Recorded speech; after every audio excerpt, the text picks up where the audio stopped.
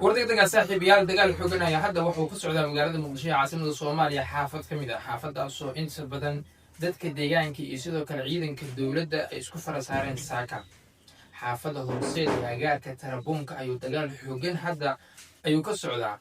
inta badan dowladda federaalka Soomaaliya ayaa waxa ay isku dayeysaa in xaafadaasi horseed ee gacanteeda ay soo gasho inta badan ay ku yaala xaafadaasi dowladda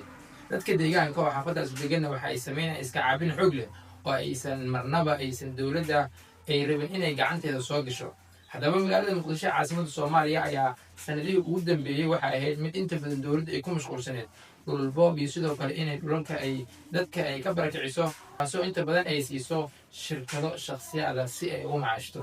haddaba saaka ciidamada dowladda waxa ay kala kulmeen wacdaro dadka deegaanka xaafada horseed ee agaarka tarabuunka inta badan xaafada horseed ayaa saaka waxa ay sameysay iska caabin xoog leh ciidankii soo weeraray ee dowladda federaalka Soomaaliya ayaa waxa ay kala kulmeen wacdaro taasi oo markii dambe ay noqotay farxadkooda in ay ku laabtaan goobihii ay kasoo kala tageen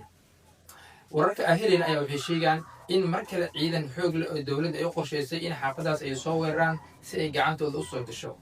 walow inta badan dadka deegaanka ee hadda gacanta ay ku hayaan xaafada horseed balse saacadaha soo socda iyo sidoo kale daqiiqadaha soo socda ayaa wax walba isbedeli karo maadaama ay tahay dowlad iyo shakhsi wax dagaalamayo